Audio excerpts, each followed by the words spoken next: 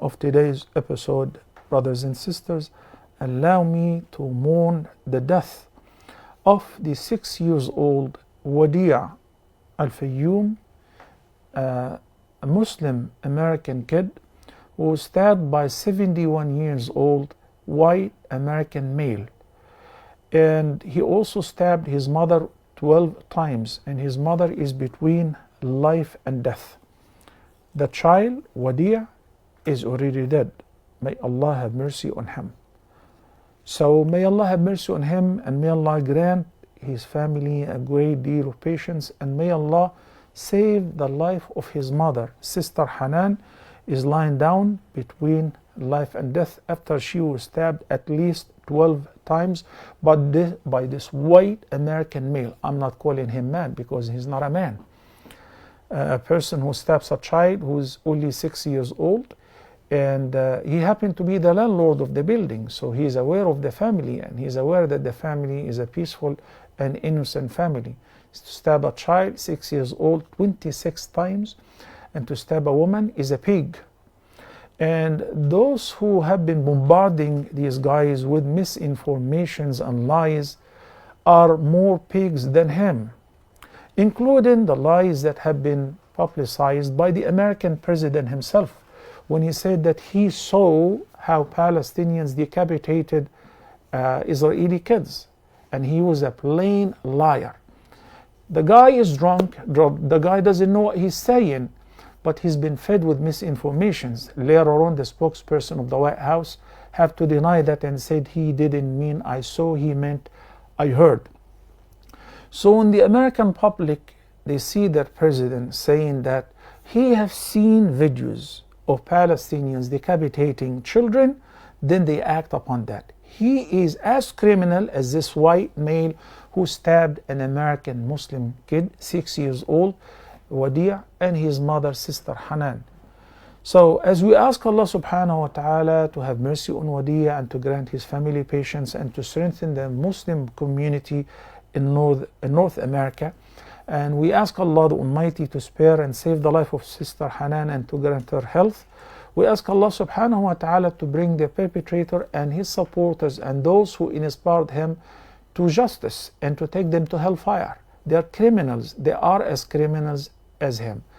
The Zionist media is controlling the American and Western media at large, to the extent that whenever the Muslims, over 2 billion Muslims, happen to publish, to share, or to announce, or to raise the awareness of the suffering of Muslims in Palestine or in Burma or here or there, they shadow ban their social media, they block their websites, they remove their pages, and so on.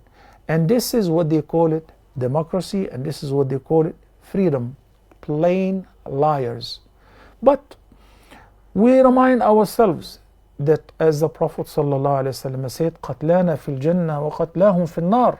And this is a statement that we need to comprehend, especially nowadays.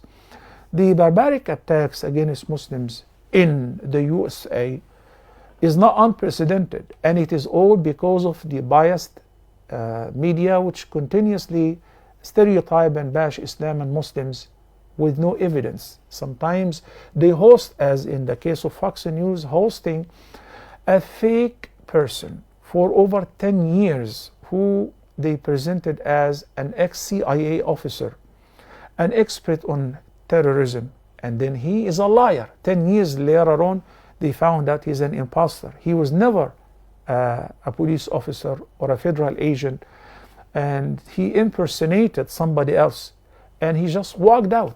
And all the false information they have been feeding the American public with, they're still in their minds, and the guy is safe and sound. This is the American and the Western propaganda. I wish they were fair, at least to present the two sides of the story. There is over 2 million human beings whom they call them animals, and they are the greatest human beings on earth. Over 1 million of them are children, are dying, not slowly, but speedily. Basically, they are bombarding them day and night, non-stop, and meanwhile they cut the power supply, the water supply, and everything. Hospitals have been shut down, and they blocked every aid from reaching them. Big prison, big concentration camp. Even the United Nations and the human rights organizations are begging to create and allow passages for relief, and their requests have not been granted any approval. This is the democracy of today. This is the freedom of today. We have Allah. We ask the Almighty Allah to support and help our brothers and sisters all over the world. And we ask our brothers and sisters to stand up. We are over 2 billion Muslims with all their different ethnicities, mother tongues, and backgrounds. We're talking about our Qibla. We're talking about our fellow Muslims, brothers and sisters, men, women, and children.